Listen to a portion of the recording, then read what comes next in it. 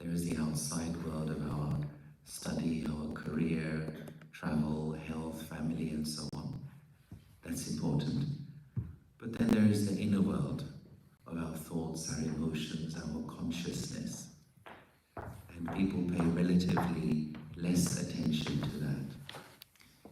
And I believe due to this imbalance between the inner and the outer, so there are stresses in people's lives, there are tensions in relationships, and this also then manifests in the state of the world that we have today.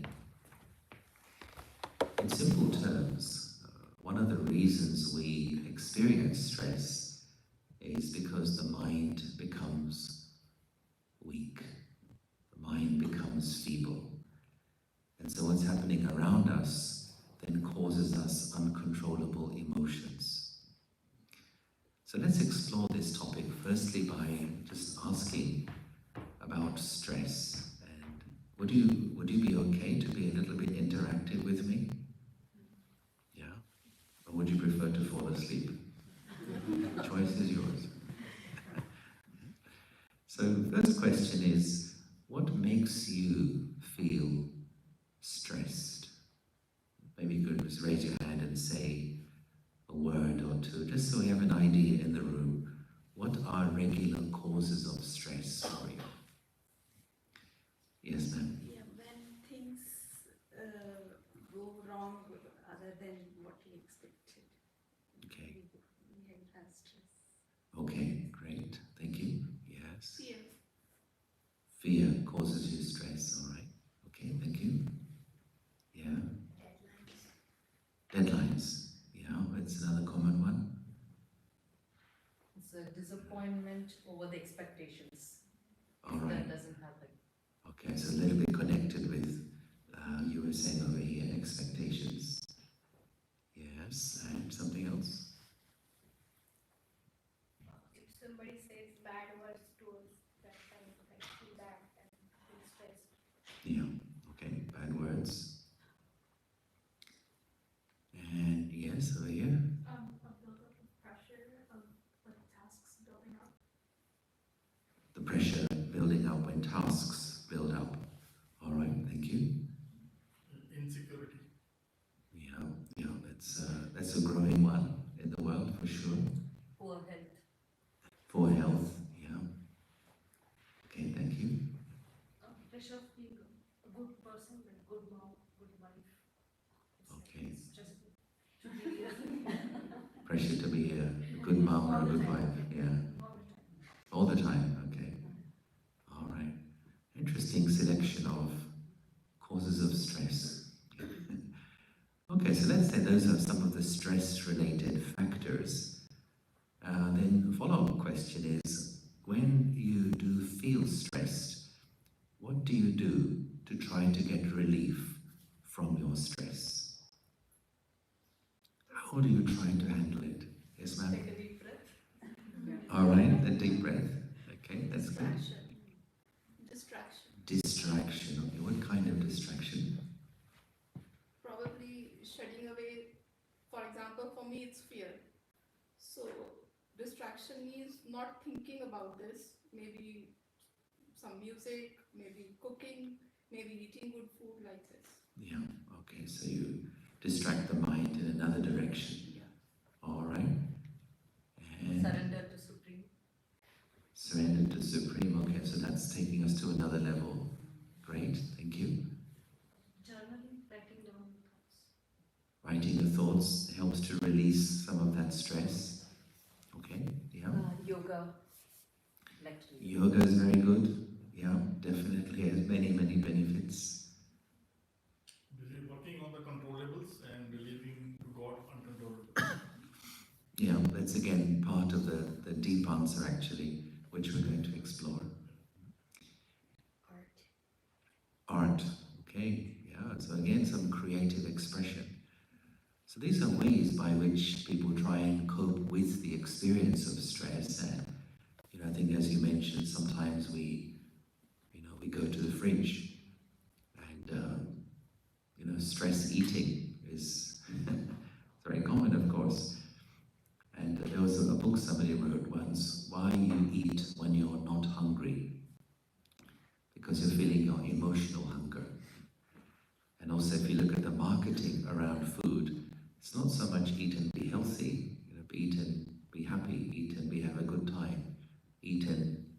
anguish or boredom. So much is connected to our emotional needs. Do you like stress? No. Why not? It takes you away from peace. So you prefer peace? Of course. This tells us something about human nature. There are so many programs and books on learn to relax, discover inner peace, find out how to be happy. But there are no books on how to be more stressed, how to increase your anger, 10 steps to being more miserable. There are no books or seminars on that, because when we experience those conditions, we want to come back to peace.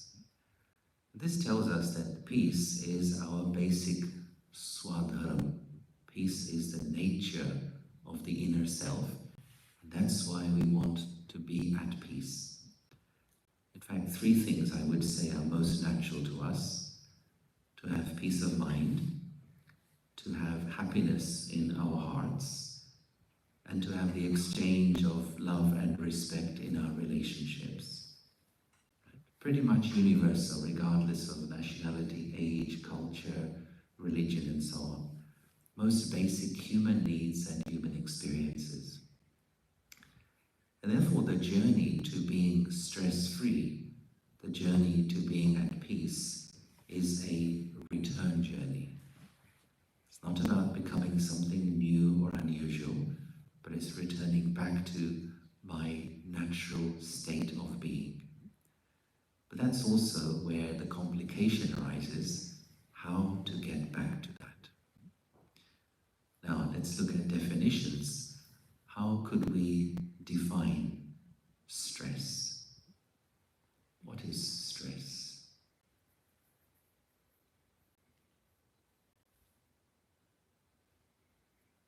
When we get angry on small things. Okay, so yes, anger is a form of stress actually. Yeah. Yeah, over here. It can be an overwhelming feeling of helplessness. Yeah, connected to that feeling of helplessness. There's no one set definition of stress. But stress is an umbrella term under which you can put all these things like anger, helplessness, fear, anxiety, worry, jealousy, irritation, frustration.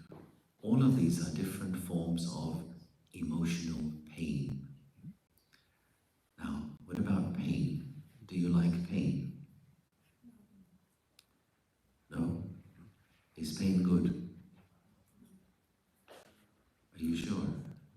Sometimes pain is required to move forward, to grow. Well, pain has a purpose. For example, if I were to sit at an angle for, let's say, 20 minutes, half an hour, I may have some pain in my back. Is that pain good or bad? It's a message to you. It's a message.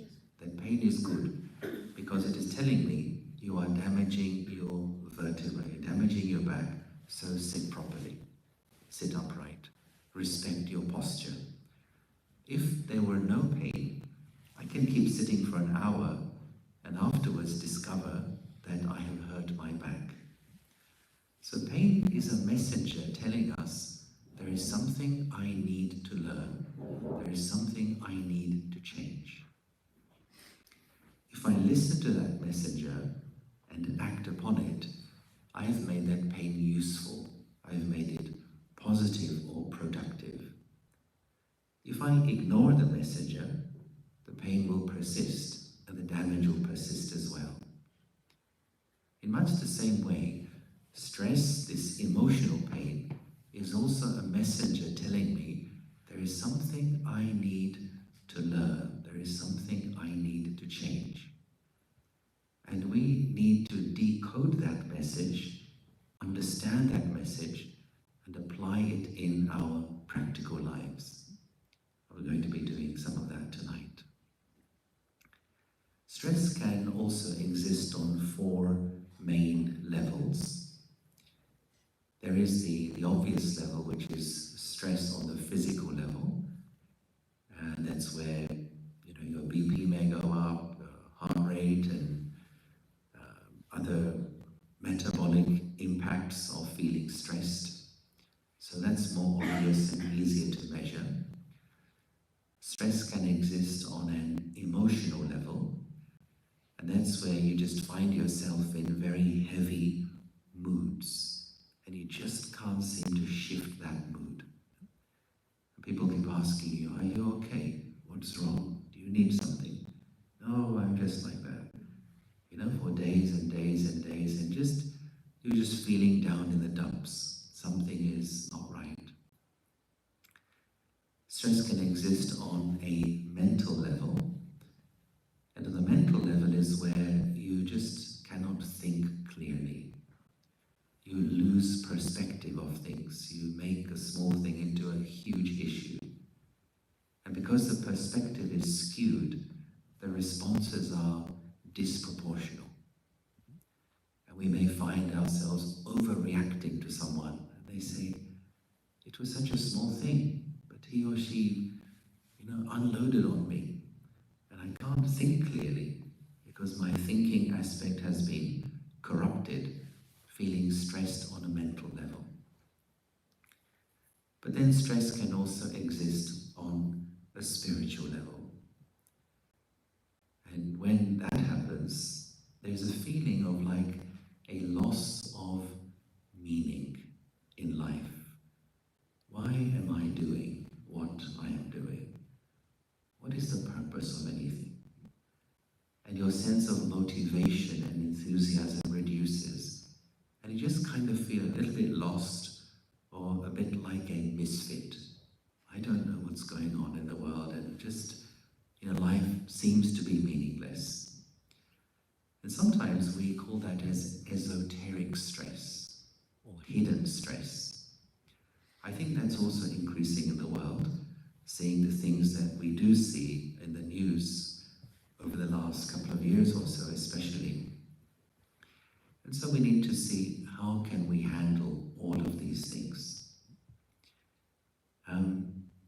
Some stress is, as you say, work-related, deadline-related, sometimes travel-related stress, sometimes finance-related stress. There are short-term methods, and there is a long-term method to handle stress.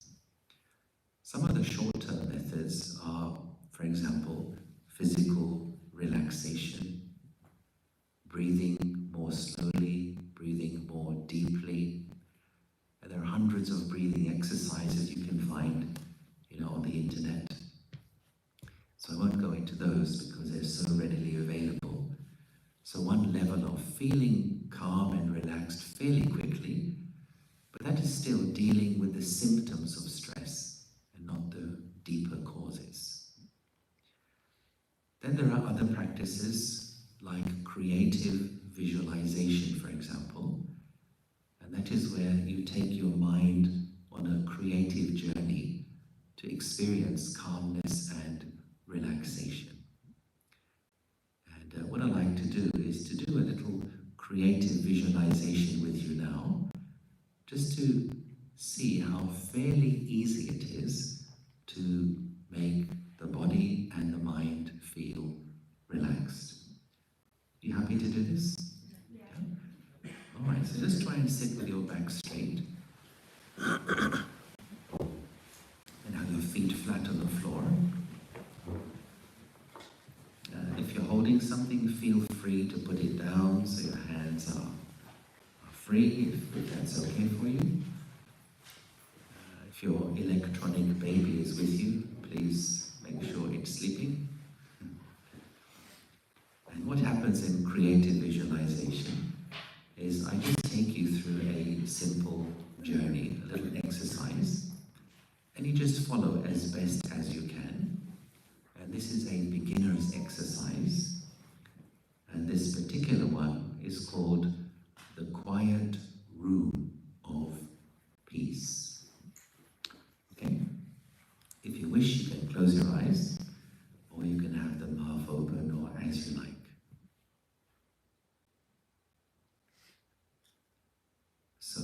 creative visualization, we spend a few moments to relax the body and to relax the mind.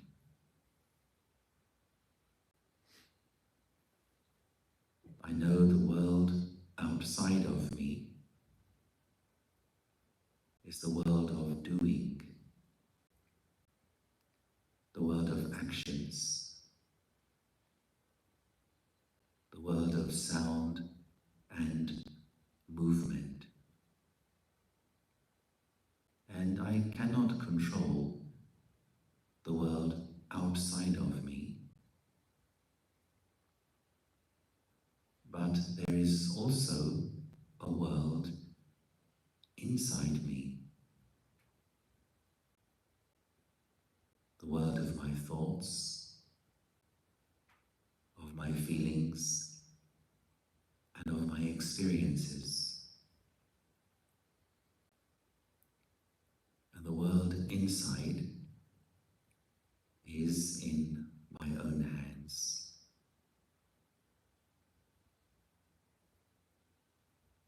And so now, just bring your attention up towards your face.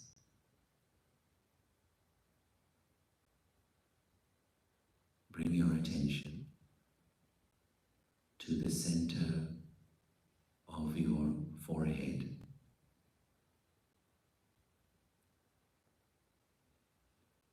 And here at the center of your forehead, picture a small room. This small room in the center of your forehead is your quiet room of peace.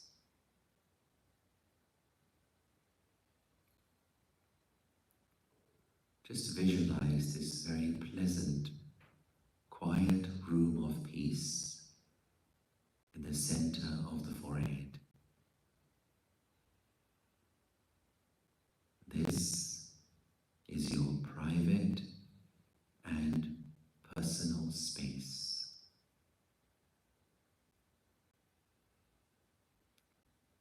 When you are inside your quiet room, you feel very relaxed.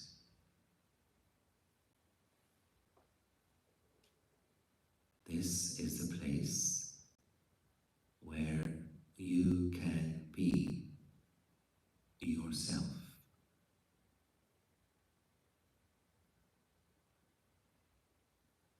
Inside your quiet room, you feel safe, you feel secure.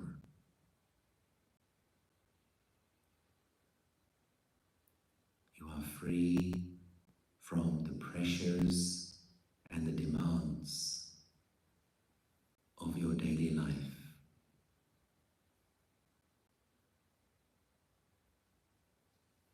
And you can let go of all your responsibilities and all your roles.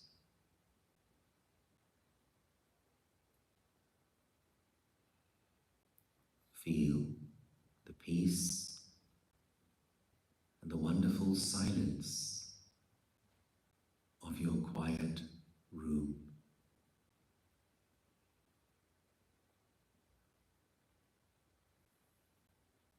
And just allow your mind to absorb this atmosphere of serenity, tranquility.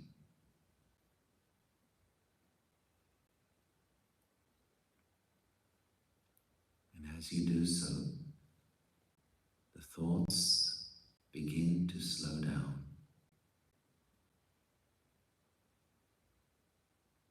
The mind becomes quiet,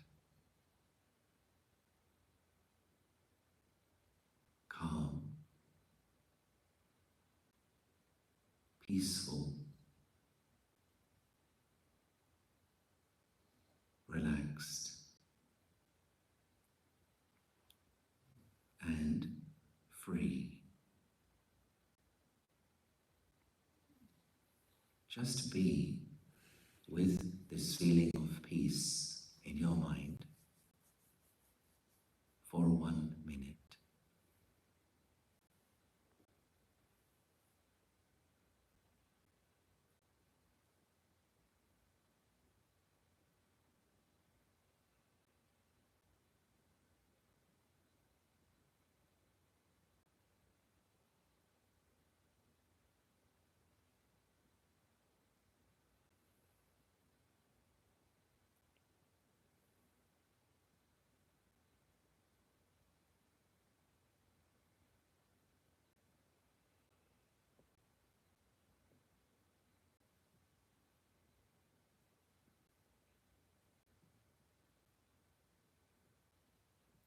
And when you feel ready,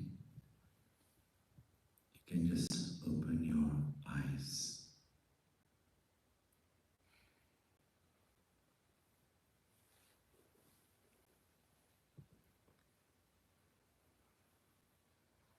Okay, so how do you feel?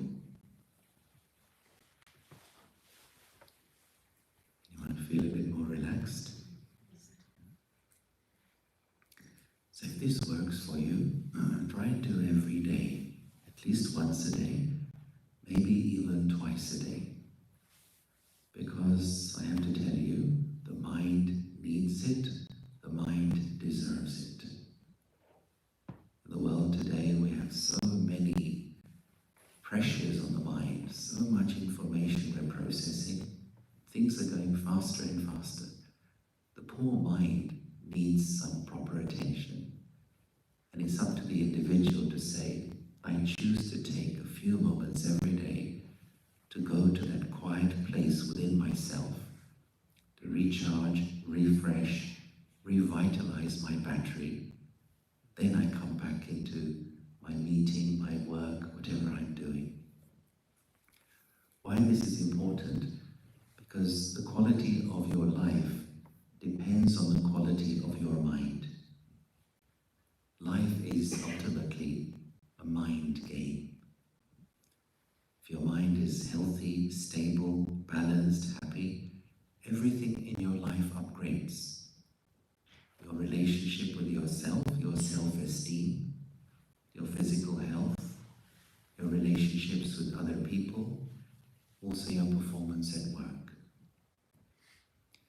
Now, any kind of machinery has to be respected. Think of buying a mobile phone or buying a laptop, buying any machine. When you buy it, what do you also receive in the box with the machine? Charging cables. Instructions. Charging cable, yes. Warranty card. Instructions. Warranty card, yeah. The answer I was looking for was user manual, but warranty card and charger are also the right answer. But the user manual tells you how to use it correctly and how to maintain it, look after it. So the question arises, where is the user manual for the mind? How are you supposed to use this thing called mind, which basically produces thoughts, thought energy? What sort of thoughts are healthy and useful in the morning? What sort of thought should come later in the day? How to put the mind to sleep at night? When you are criticized, what kind of attitude is healthy at that moment? When you fail at something, what sort of thoughts are good and healthy in those circumstances? So there's a huge illiteracy in the world in knowing how to use our thought energy appropriately and correctly. And the good news is, as we learn how to use our thought energy wisely, we find new abilities arising within us which we may thought we didn't have. For example, you have more willpower than you used to. You have the courage courage to face something you've always been avoiding. You can tolerate someone or something who always made you feel angry. You have more patience, whereas before you used to snap at things. And you thought, I've always been impatient. I've always been an angry person. I've always been nervous. Well, it's only because thought energy maybe has not been appropriately used in those areas. And this is where practices like meditation are extremely useful, because it helps us to know how I am using my thought power and teaches us to use it wisely and economically. Now, let's look at this in terms of one of the areas which people say gives them stress. And I find wherever I've gone around the world, perhaps the most common stress-related area for people is people. Yeah? How do you find humans? Are they okay for you, or? Humankind is not kind. Well, there is that, but of course, also we believe that there is something very, very beautiful and divine within a human being as well, but we have to nurture that. Now, do you have at least one difficult person in your life? Yes? Yeah. Is that person in the room? That person sitting near you? Is the person waiting at home for you? Well, usually we say, this one person I find this person difficult. And this person seems to be very good at pushing my buttons. A world expert at pushing my buttons. As though they have a degree, a master's degree in irritation. Irritation of me specifically. So what to do? How can you stop someone from pushing your buttons and making you stressed, making you angry, making you irritated? How to handle those relationships? One thing to understand is few people will be similar to you. Majority of people will be a little different to you. When people are doing what you want them to do, then you're happy. When they do what they want to do, then you say, what gives you the right to do what you want to do? Can you see where the problem is? A couple of you mentioned expectations earlier. And it's true to say that expectations are an invitation to irritation. So if you get irritated because of someone, it's not because of someone. It's because the expectation you have of that person is not being fulfilled. That's the cause of your irritation. This is good news for us. Bad news and good news. The bad news is you cannot blame anyone else for your irritation. The good news is you don't have to wait for somebody else to change before you overcome this irritation or anger or stress. I take the example of you go to a lift, you push the button, and the lift doesn't work. What would you do next? Take the stairs. Initially, you may push 3 times, 5 times. You may push all the buttons and say, what is wrong with the lift?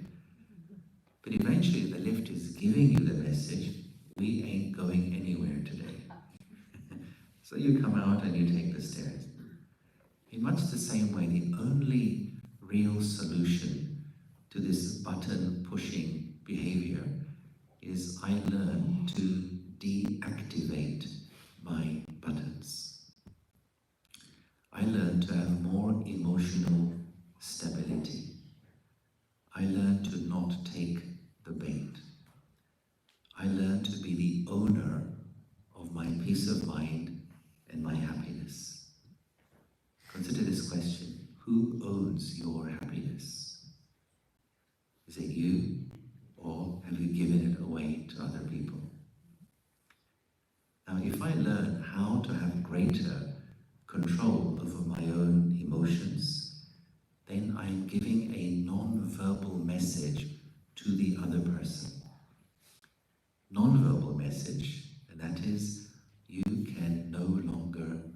upset me.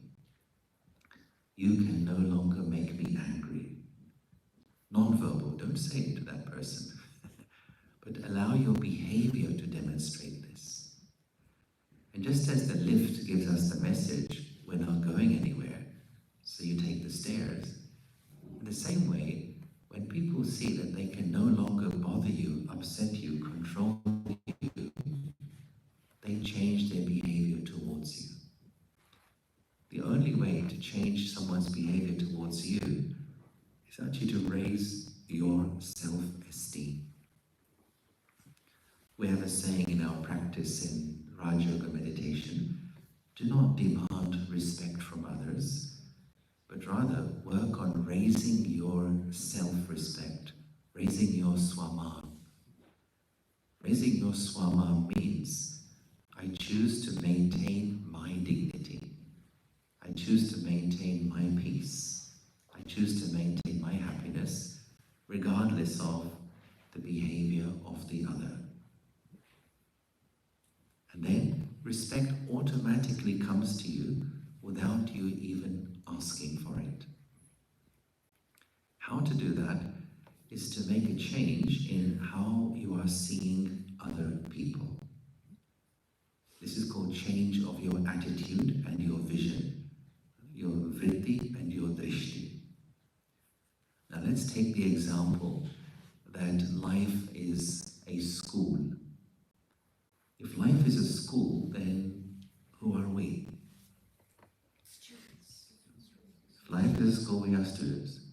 If we are students, then who are the teachers? Life itself, okay, yes, something specific. Experience. I would say specifically is the difficult people in your life.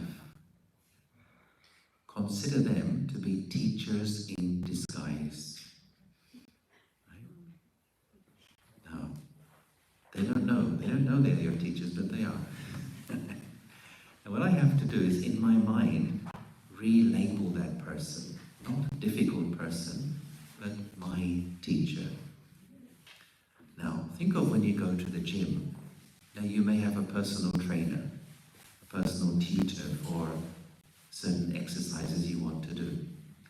In the same way, if there is somebody who tests your patience, write on the forehead of that person, my patience teacher. Right? So when you see, you're in a room somewhere doing something, that person comes in, my patience teacher has just arrived. Telling yourself, if there's somebody you find difficult to tolerate, write on the forehead of that person, my personal tolerance tutor. So instead of seeing somebody as a difficult person and then creating stressful thoughts, angry thoughts, take it as an opportunity to learn and grow. This is the difference between what some people say, just going through life and growing through life. Opportunities to learn and grow are there every day, but I only see them if I have the attitude of being a student. Then two things happen. Not only will I not get stressed, but I will use that situation to make me stronger, to make me more mature, to make me wiser. And I think that's the difference between existing and living. Existing means you go through the day-to-day experiences. Sometimes you are praised, sometimes you are criticized, sometimes you win, sometimes you lose, sometimes you're the center of attention, sometimes you're ignored. In existing mode, the way you feel is the result of the things happening outside of you, or the behavior of others outside of you. But living means all those things still happen. You win, you lose, you're praised and criticized, but you know how to use those situations to make you more mature, to make you stronger, to help you to evolve as a human being. Hence there is the saying, Jaise aapki drishti, वैसी Srishti. Everything is connected with the power of your vision and your attitude. This is understanding the science of the mind, how to use your mind effectively in any situation. Now there's one main mistake I think that generally everybody makes, which again is a big cause of our stress. And I'm wondering if we can use the projector now.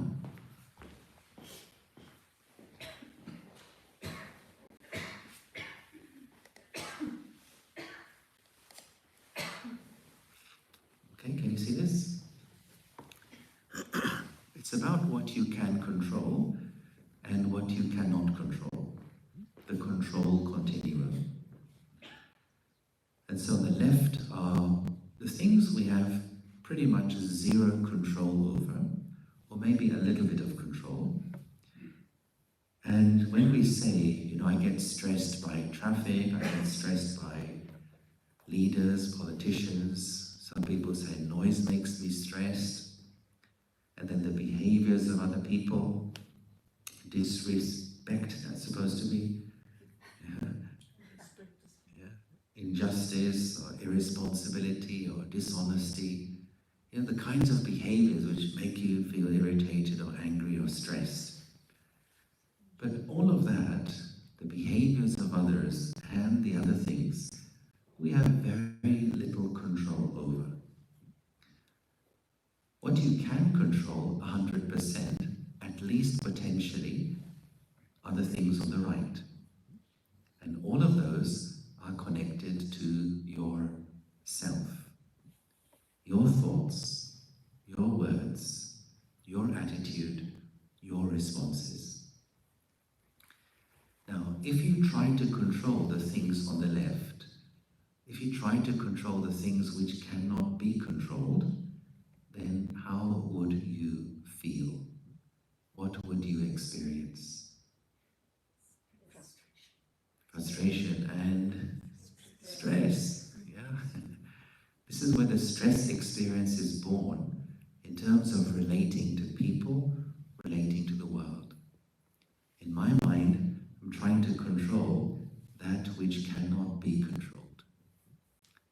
That's the mistake that generally most of us have. And so what we need to do is to shift the desire for control from the outside to the inside. And remind myself, I cannot control people, situations, and events, but I can control my response to people, situations, and events. Am I focusing on what I do not like about other people? Or am I focusing on how I wish to respond to them?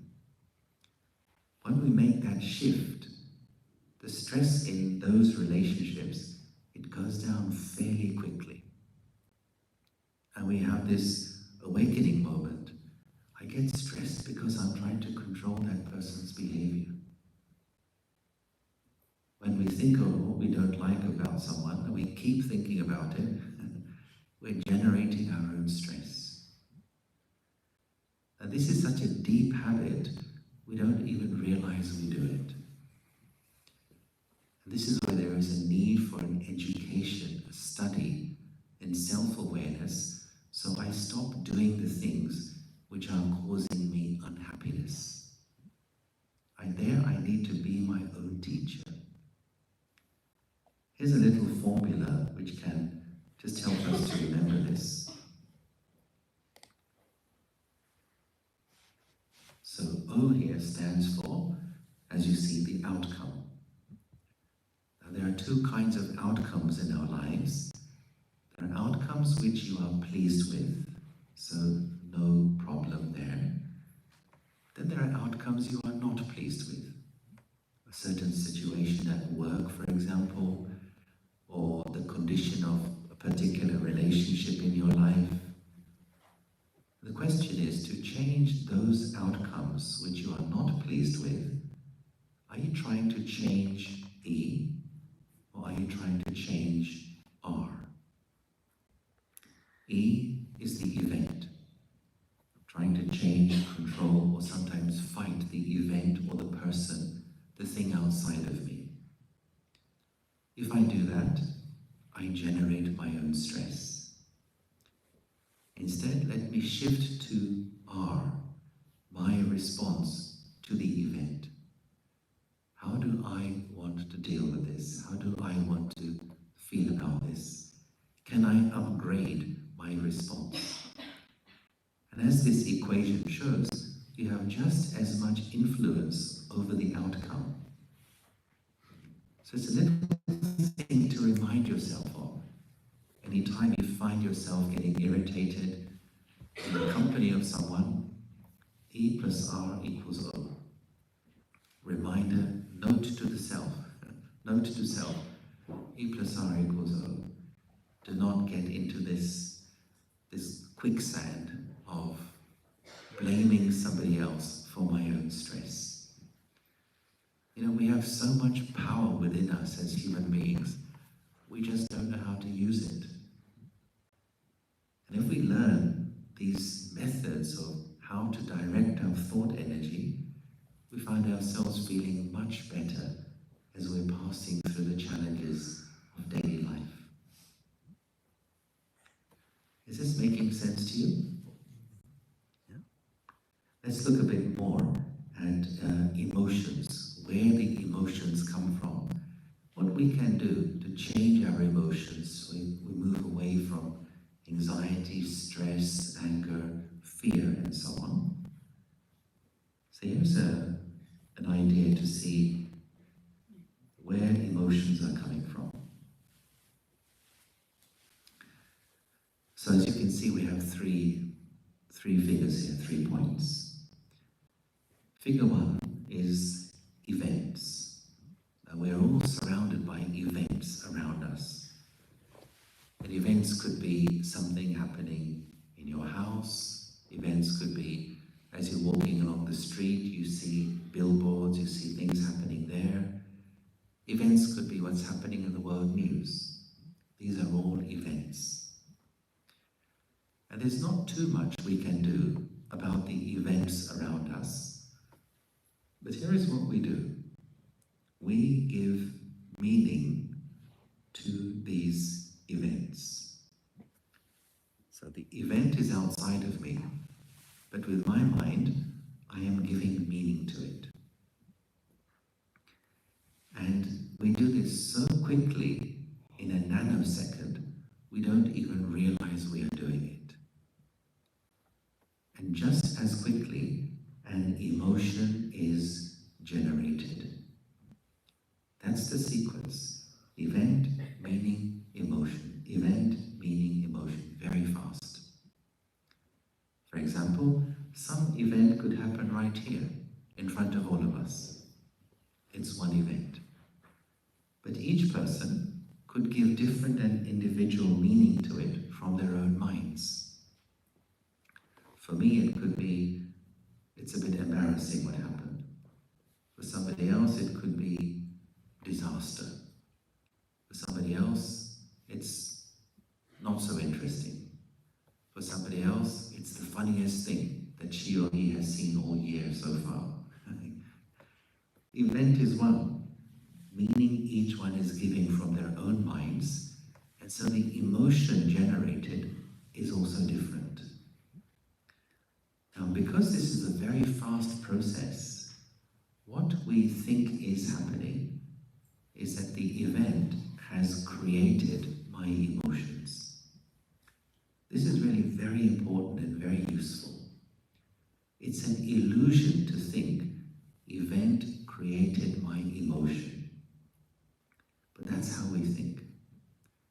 So for example, we say things like, you know, what you said to me this morning made me very angry.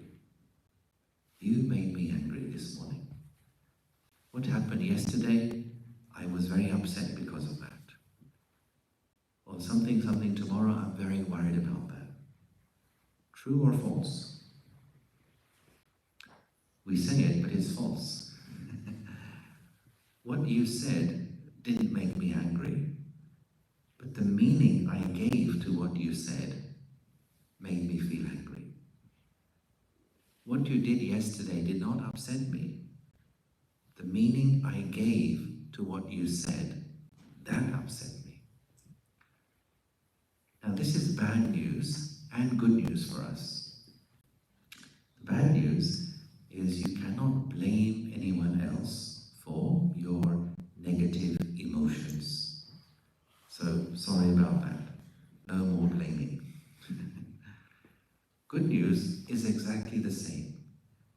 And that is, if I choose to upgrade the meaning I give to events, I upgrade the way I feel. The work to do is to stop trying to control the event and give more attention to the meaning I am giving to the event. How can you improve the meaning that you give to events? For this, we have to understand what meaning is made up of. What is the composition of meaning? What is behind meaning? What is the meaning of meaning? Yes, sir. If we give meaning to events, life events, then that means events themselves inherently are meaningless. Like there is no meaning to events, or there is no meaning to life. It's like what Albert Camus says. So if we are giving meanings to events, then life itself doesn't have any meaning. Well, it's true in a sense, but we have absorbed meaning through culture, through civilization, through religious beliefs and so on. So we kind of pick up meaning that other people are giving. Sometimes that meaning can be healthy and good, but oftentimes that meaning can also be the cause of so much of our distress. Let me show one example, and it can help us to understand why it's important to understand meaning. Firstly, we look at the components of meaning, and here they are. There's three main things. Meaning is made of the perception, your perspective, and the context in which you see something. And these are very deep things. I won't go into all of them. Maybe I'll simplify one or two. Let's look at context. When you change the context of something, you change the meaning you give to that thing. So the question would arise, in which context do you see life? What is a good context for life? And if you ask, let's say 5, 6 different people, one would say, well, for me, life is a competition. Life is about getting there first. Somebody else may say, life for me, life is entertainment. I'm just here to have some fun. Some might say life is like a prison for me. Life is like a battlefield for me. I battle at home, I battle with the traffic, I battle, it's like it's full of battling. Somebody says, well, for me, life is a school, as we mentioned earlier. There are things to learn every day. Somebody else may say, for me, I see life as a theatre performance. Everyone is here, individuals playing their parts. So there's a different contexts.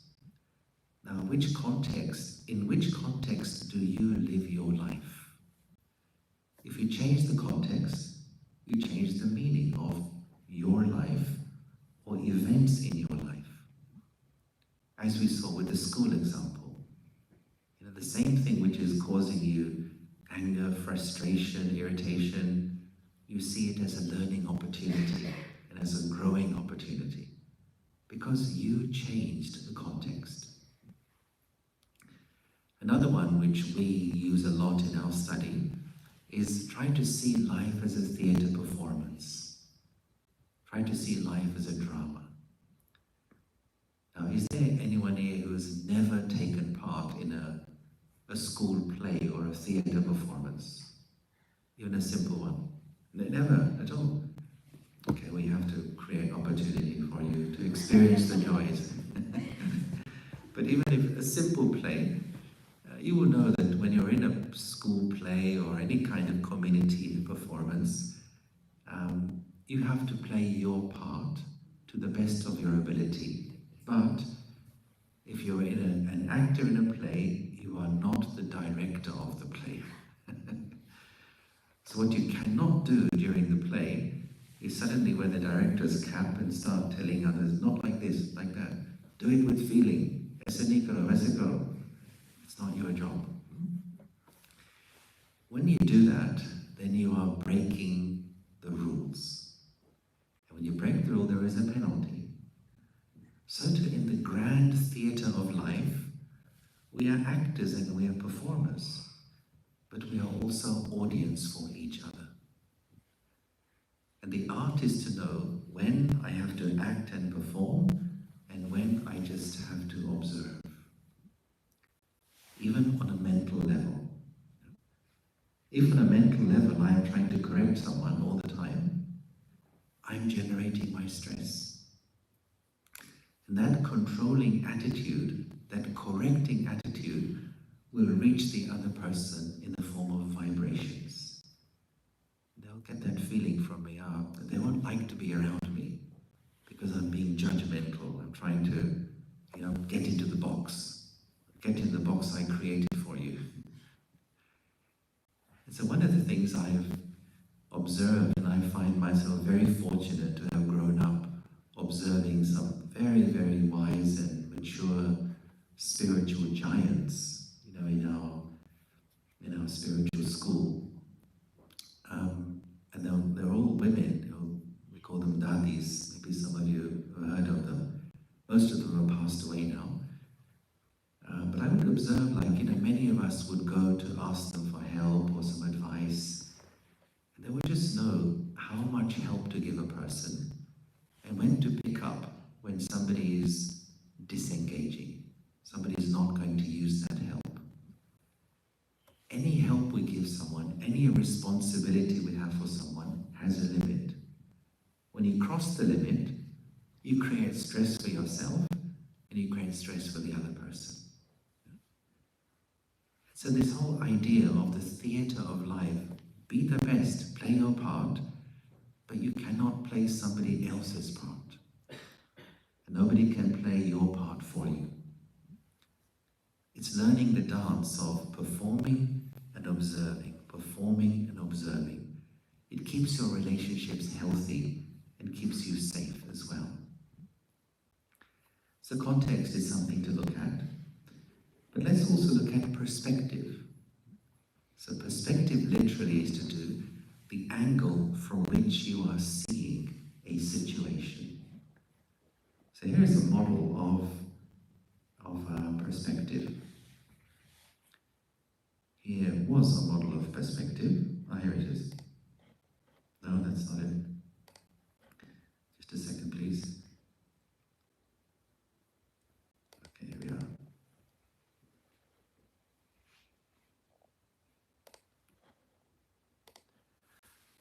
So consider that this line at the top, your perspective is high, or it's open, or it's mature.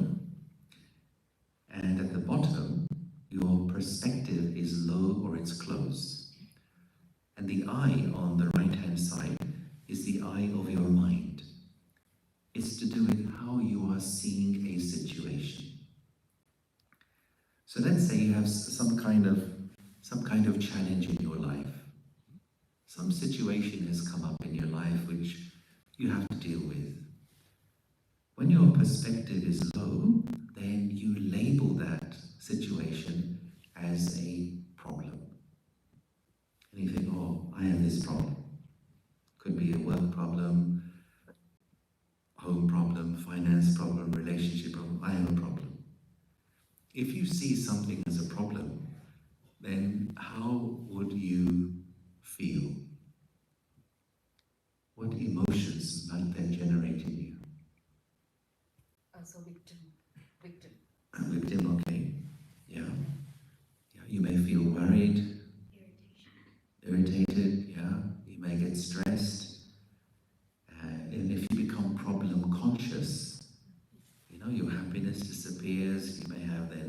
digestive disorders, you may have sleeping problem, because you see something as a problem. This is a problem.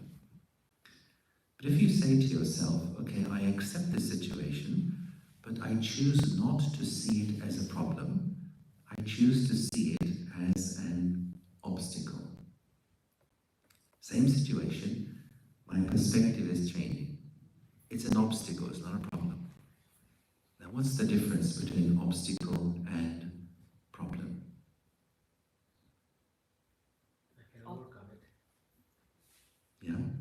When you see something as a problem, you think, this is in my way. You focus on the thing in your way. When you see it as an obstacle, you focus on yourself. You ask yourself, how can I overcome this? How can I deal with this? How can I find a way through this? The whole focus is shifted. And there are many ways to do that.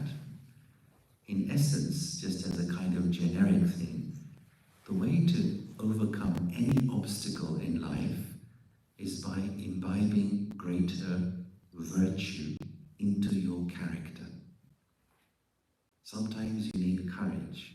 Sometimes you need patience. Sometimes you have to practice to forgive. Sometimes you need a lot of humility. Sometimes you have to tolerate. Sometimes you need sweetness. These are guna, or virtues. The more virtues you develop in your character, the more easily you will pass over the obstacles which come. The next stage, now the same thing, I see as an opportunity. Opportunity means here is a chance for me to apply what I am learning. Here's a chance to put virtue into practice. And furthermore, as you continue to raise the perspective, now the same situation, or same person, I see as a test. Now, do you like tests? No.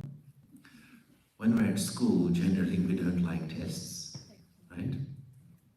But tests are useful for us. Tests help us to know what I know and what I have to pay attention to. For example, we take our body for a test. That's called a health checkup. If something is not quite right, you may take some treatment for that. You take your car for a test. The brakes and the wipers and so on. The same way, for a person who is self-aware or spiritually aware, when there are situations which come up in life, you say, okay, this is a test for me. Maybe I think I'm a very honest person, but how do I know until some situation tests me? I may think I'm very generous and a very giving person. How to know until some situation comes which tests that? So I will see it as an opportunity for some self-assessment to know how much have I really grown and developed. Then the final stage, as we see here, the thing which before I saw as a problem, now I see as a gift. And I say, yes, maybe it was challenging, maybe it stretched me, maybe it pushed me, but I learned so much through that. It was almost like a gift for me. Yeah? And there are people, remarkable people, who've gone through, major challenges in life. It could be life-threatening illnesses, or even, some kind of accident. They come out of it after months, or sometimes years. They say, it was the best thing for me. It opened my eyes. And of course, those are extreme cases. But for us too, realizing that I do have a choice in raising my perspective. So when you change your perspective of a situation, then what is happening is you are changing the meaning that you are giving to it. When you change the meaning, then you change the way you feel about it. just to finalize, a little example which I'm sure we've all heard of is the intelligence we find in nature. Now think of a very fragrant and beautiful rose which gives out a wonderful fragrance. What is given to it to make it grow? What is required for it to grow? Manure.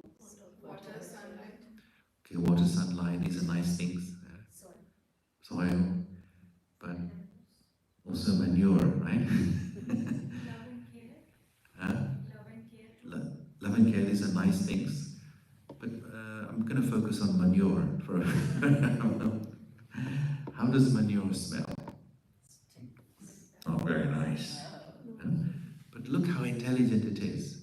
It uses something foul-smelling to make itself grow. How smart of a nature to do that. So if nature can be so intelligent, what about you and me? So next time life gives you manure, what should you do? Will you throw it back and say, no thanks? How will you say, how will this make me stronger? How will this make me wiser? How can I turn this around to use it to enable me to be more mature and bigger and stronger? So I can't control the manure coming, but I can control how I want to deal with it. And that's a very big part of managing stress, managing anxiety, managing your emotions, is own the meaning you give to situations. Take charge of that and continue to upgrade it. Now, I think I need to pause there. There's lots more I was planning to tell you, but I think it's probably enough for now. Let me just pause there and call Sora back in to say something. Maybe 5 more minutes, or maybe you want to conclude it with some meditation. Meditation for sure. Yeah. And maybe question answer. Yeah. Let's do a meditation first, and then we'll see if you still have any questions. So this time we're going to do another exercise to experience the true self. And again, if you want, you can have eyes closed, and if you're comfortable and you want to experiment, you can have your eyes half open or even fully open. But if they're fully open, you need a point of focus so your eyes don't drift. And so again, I'll do a simple commentary. So have your back straight, your feet flat on the floor.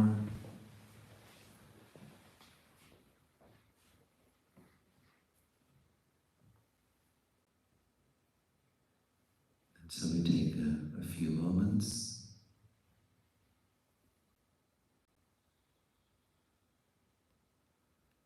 and in this meditation I want to experience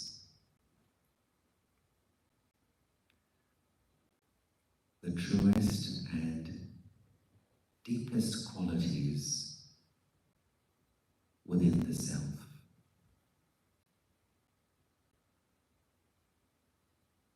And so I start by asking myself, who am I?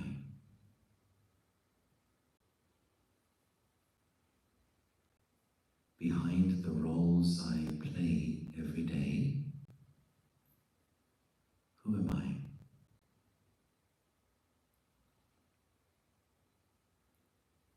Behind the labels I carry, who am I?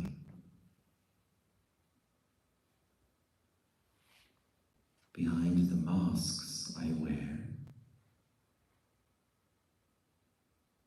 who am I?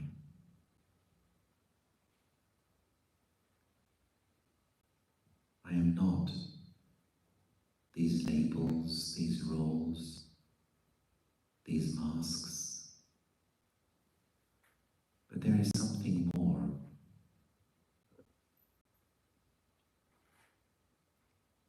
I am not what I do, and I am not what I have.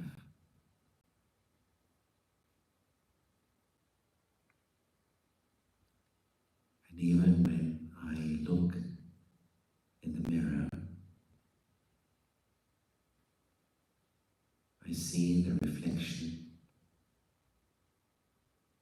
of my face, my body, but there is more to me than simply this.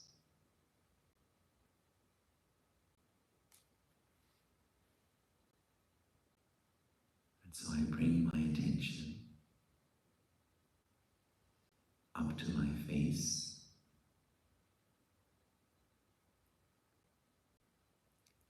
I bring my attention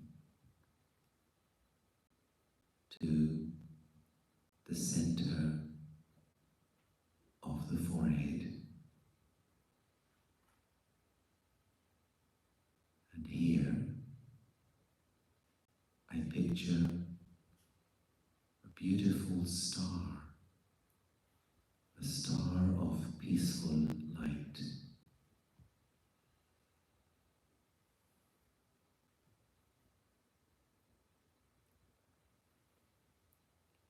And from this star of peaceful light, waves of peaceful energy are radiating in all directions.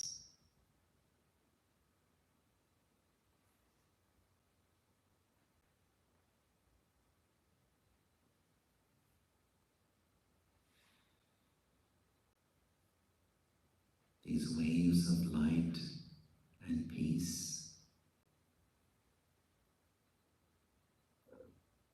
this healing energy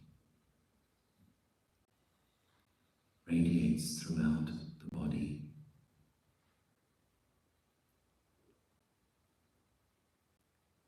And this tiny living star of peaceful light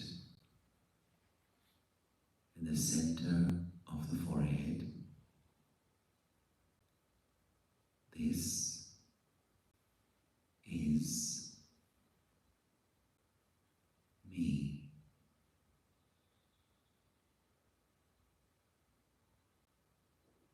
This is I,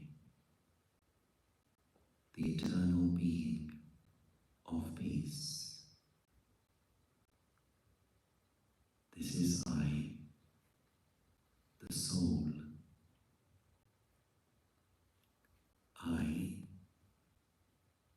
the Atma. I am this living spiritual energy. I, the soul. I make this body machine work. I, the soul. I am the life inside this body.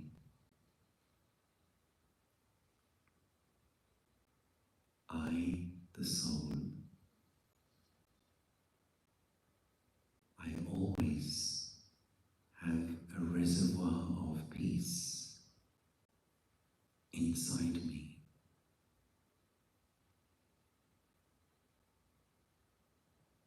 This peace, this shanti,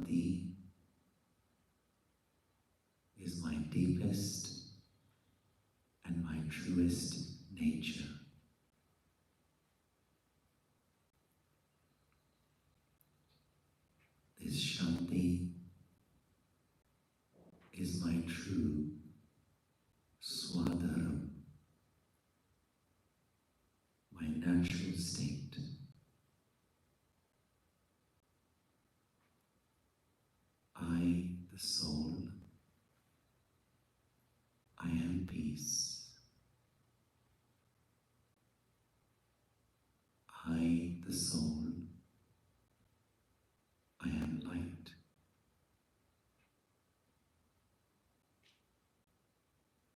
I, the soul, I am eternal.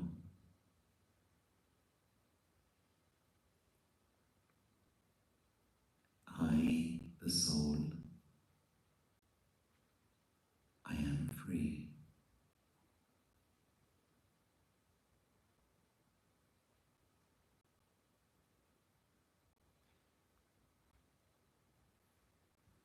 Just be with these thoughts for a few moments.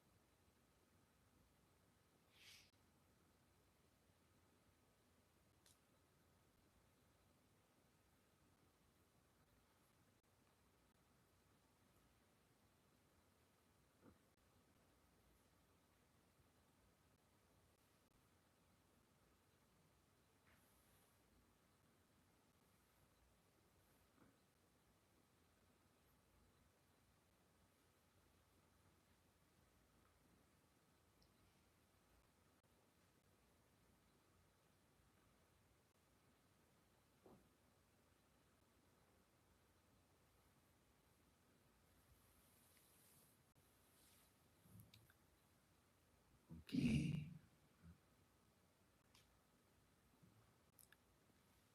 Just be with these words. Om, I, the eternal soul, and Shanti, my original state, peace. Om, Shanti.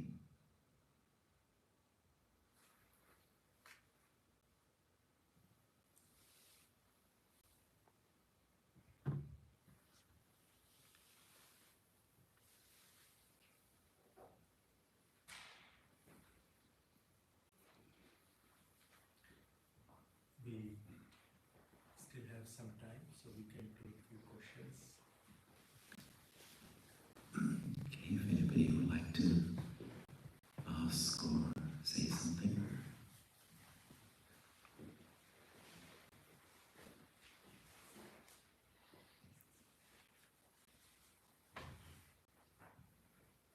Sir,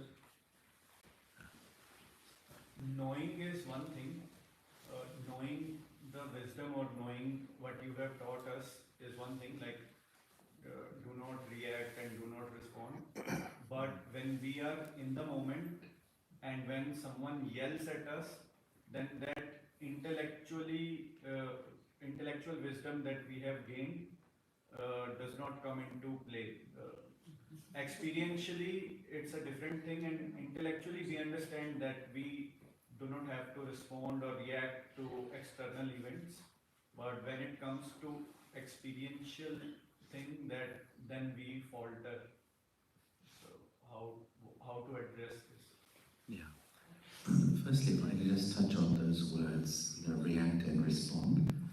React we should not do, but respond we should.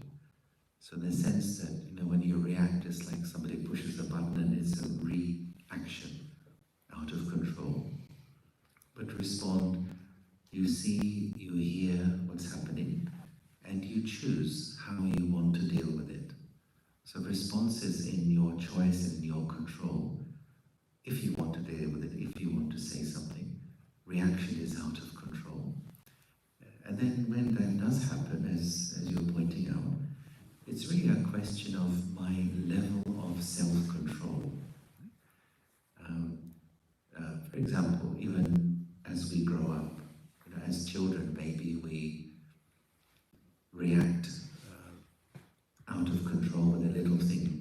doesn't go our way. But as we grow up, we may find that in that particular situation, my level of self-control does increase, and now I don't take it so seriously. Before it, I was very hurt, very upset, but now I don't take it so seriously. And the same thing we can apply to the rest of our lives. As we continue to mature and our self-control becomes very natural, then even somebody yells at us, but the reaction will be less intense. And eventually, it'll go to such a low level that it won't even bother you. It's a journey, of course, to do, but this is one of the ways by which we measure our personal growth.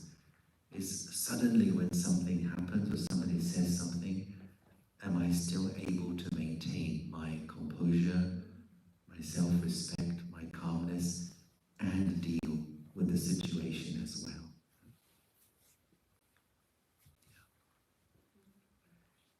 Yeah. You spoke about increasing your self-esteem. What do you mean by that? Okay, how to increase your self-esteem? Do you have 3 hours? This is a big and important question, because the level of self-esteem really is the basis of how you experience life, how you take insults, how you handle criticism. In simple terms, it's really to do with how rooted you are in your self-honor. And it raises this question, well, who am I and how do I see myself? Let me show one diagram and perhaps we can have the slide back on.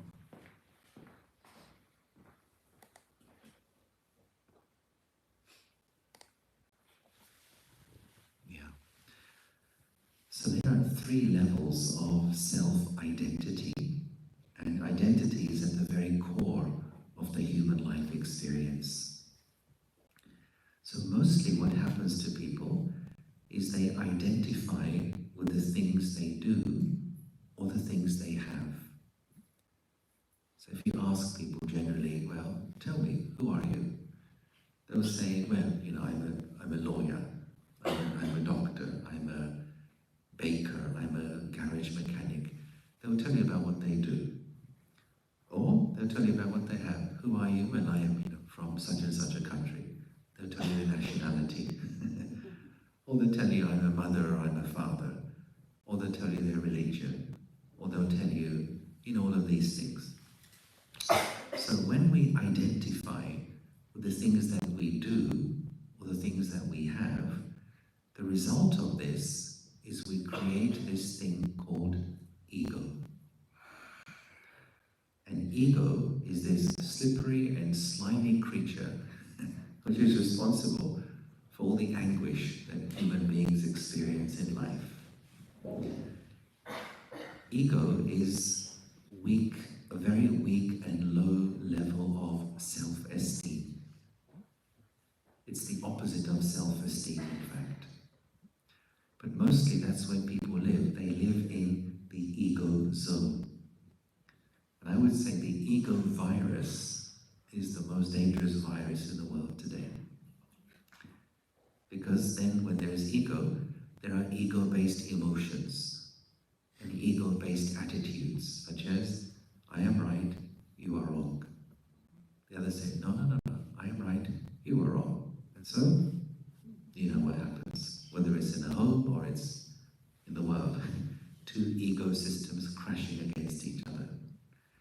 So what we're learning here, coming to your question now, is let your self-esteem not be based on what you do or what you have, but on who you are. Come to the being part. The being part is your spiritual identity. The being part is I am a spiritual energy, I am a soul. Every single individual is a unique and individual soul. When you start living in this awareness, I am a peaceful soul, I am a loveful soul, whole soul, that awareness emerges these qualities from inside you. And the result is you stop comparing yourself with other people.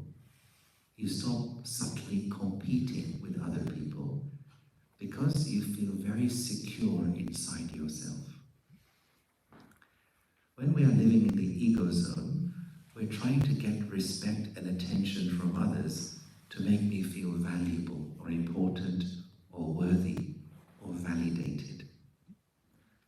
And that's a very tricky slope because sometimes people will be nice to you, sometimes they may trash you. But if my self-esteem is rooted in who I know who I am, I know my value, I know what I'm good at, and also I know what I have to learn, then we don't get so affected by the comments people make, and also by our own failures. So stepping into the being zone is really the beginning of developing a solid self-esteem. Here's another model of how we live in a world of labels today. From birth to death, we give labels to each other. From cradle to grave, from womb to tomb. We're throwing labels on each other. Here are just some of them. You can add many, many more. And so there's 3 stages that we pass through with this labeling system with regard to identity and therefore self-esteem. First stage is you acquire a label. Somebody says, this is your name, okay? You are from this country, you are of this religion, you are of this caste or tribe or group or whatever it may be. And even with our job, okay, you are from such and such a company. So initially, those labels are outside of me. Let's say somebody has a job as a bank supervisor. So first day at work, he or she says, I work as a bank supervisor. But then we come to stage 2. From acquiring the label, now I begin to identify with it. I'm now putting the label into my consciousness. That's where all the problems start. This is called spiritual pollution. I pollute my spirit with this label of what I do. And even the language changes. I don't say I work as a bank supervisor. Now I am a bank supervisor. I'm identifying with what I do. And according to your sense of identity will be your emotions, your self-value, your self-esteem.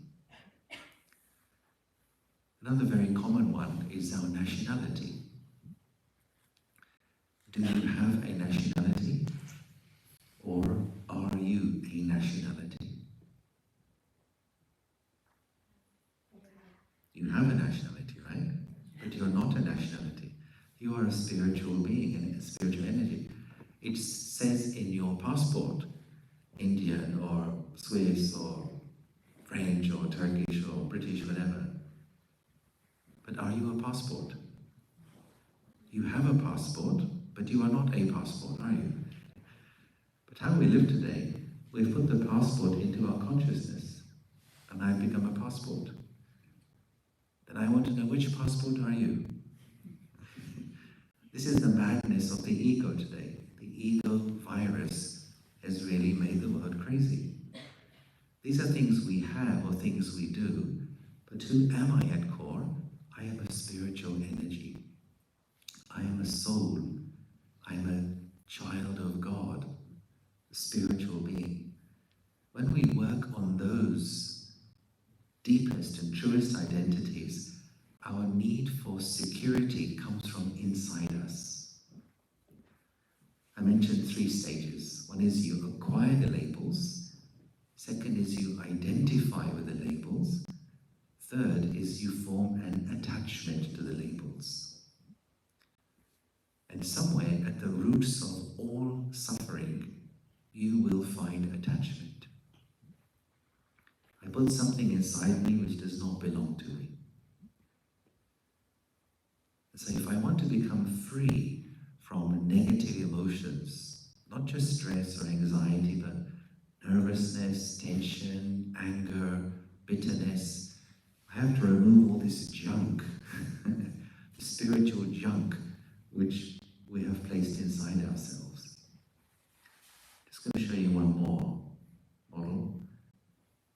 It's about what's happening again inside our awareness.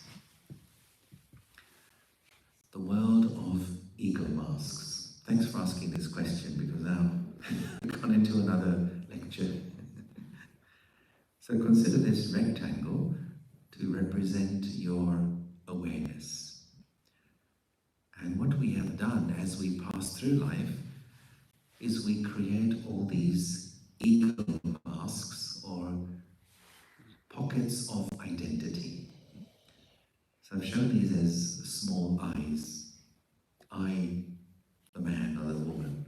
I from such and such a country. I from such and such a university I went to. I from such and such a company or a profession. I, husband or wife or son or daughter of so and so. I this, I that, the other. So all these ego masks are floating around in our consciousness. Some of them are bigger and some are smaller. What determines the size of the ego mask is how much you feed it. So if you ask somebody, who are you? He says his nationality. Somebody else, who are you? He says his profession. So the one you feed more becomes your main identity. But here's the thing, the bigger is the ego mask, the bigger is the emotional reaction when the ego mask is threatened. So if somebody insults you, somebody abuses something about you, if that ego mask is big in me, there'll be a big emotional reaction. Let's take a simple example. Let's say you are good in cooking. Any good cooks here? Must be, I'm sure there are some good cooks here. Okay. Oh, yes, also good. So let's say we all come to your house one day, right, for the meal that you have spent hours cooking, and you're very proud of it. And we start eating, we take one bite of the food you have cooked, and we kind of make a face, and we say, oh, it's horrible. Even we spit some of it out and say, did you cook that sort of, I mean, that's terrible. How might you feel if this happens? You may feel hurt, you may feel embarrassed, you may feel sad, ashamed, or you may say, there's the door, you can leave now. In other words, there'll be some kind of emotional reaction, whether it's expressed or it's suppressed, but an emotional reaction happens. So all emotional reactions are the result of a perceived attack on one of my ego masks. As long as these ego masks exist, there's always going to be an emotional reaction. The bigger the ego mask, the bigger the emotional reaction. Now, if I want to be free from these, then there is some good news. The good news is underneath all of these ego masks is the real I, the eternal I, the true I, and that, as we've mentioned before, is my deepest spiritual identity. I, the spiritual being, I, the Atma, I, the soul. We don't have to fight with the ego masks. All we have to do is to live in true awareness. Just like if there is darkness in a room and you want light, you don't fight the darkness, you switch on the light. So the main practice in our study of RajaYoga meditation is live in soul consciousness. Don't just know it, don't just accept it, don't just believe it, but live in that awareness all the time. I am that soul. Peaceful soul, loveful soul, joyful soul. I'm the child of God. And when you begin to live in that awareness, these qualities which are deep inside you, all of these are your swadharma. This peace, this love, this joy, they begin to emerge and fill your consciousness. And so you become a peaceful person. You become a joyful person. Come to you in just a second. You become a loveful person. It's not a doing thing anymore, but it's a being thing. It's who you are. And then you radiate that out into your life with your friends, your colleagues, your relationships. And your life becomes very, very valuable because your emotional neediness has reduced and your capacity to give and share has increased. And then your life is not just for you, but it's like you become a gift for all the people in your life.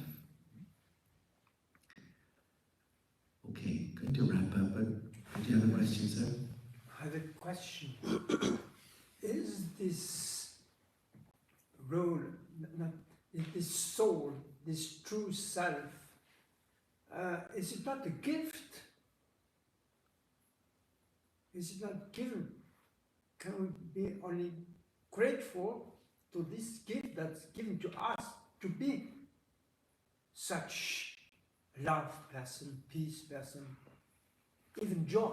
Is it not a gift that we get and we can be grateful for this gift and can share to others? Yeah, it's a very nice way of saying it. And if I may add to that, one phrase I like very much is, what you have is a gift, like God's gift to you, but how you use it is your gift to yourself. So definitely these gifts are to be distributed and used in our relationships and in our life. And that's what the world is missing today, of course. Sharing the gift of love, the gift of kindness, the gift of good wishes, the gift of forgiveness. It makes life very valuable. And that's the aim, to practice meditation, self-awareness, to make this very natural for the self. Okay, so just checking again, how are we doing? Should I go on for another hour or so?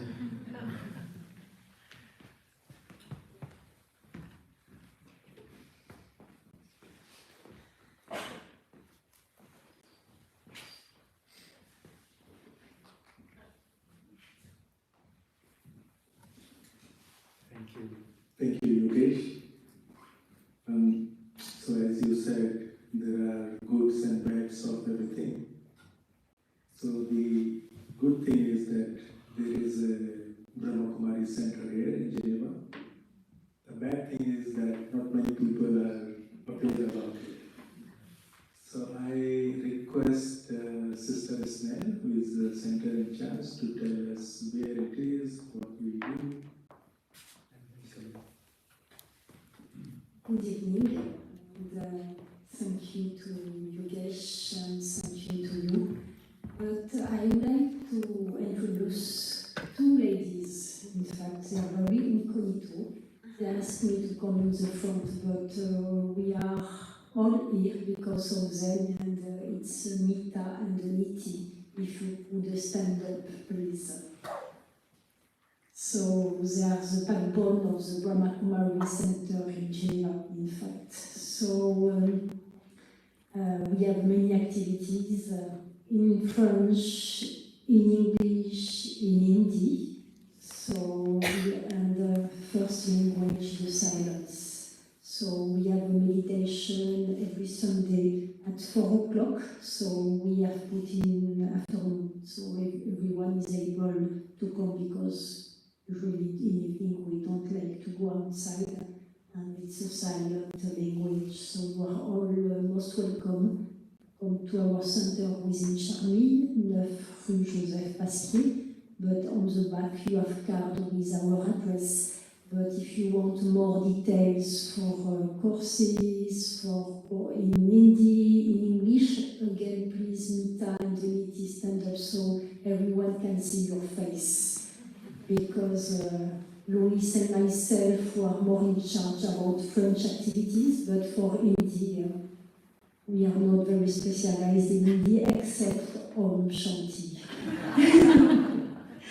So, for those who know our center, we finish all the time with a special goodbye, with a blessing and a toy. So, thank you to Yogesh to share with all of us this sweet yes. And at the end, if you want to register to get an email with our activities, Louis will at the back can take your name and number if you want to be informed, but to speak with Mita and Unity directly, it would be better maybe.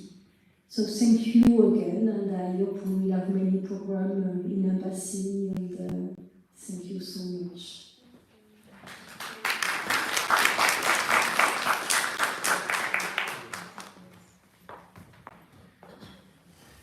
Thank you, Snail. And before we start distributing sweets and blessing cards, thank you once again for taking your time and coming. And our special thanks to Madam, Her Excellency Mrs. Bachi, for coming and gracing this event, this occasion. Thank you so much, Madam. We also thank very much the mission for giving us this hall, this venue. This is the first time we are organizing a talk, a program here.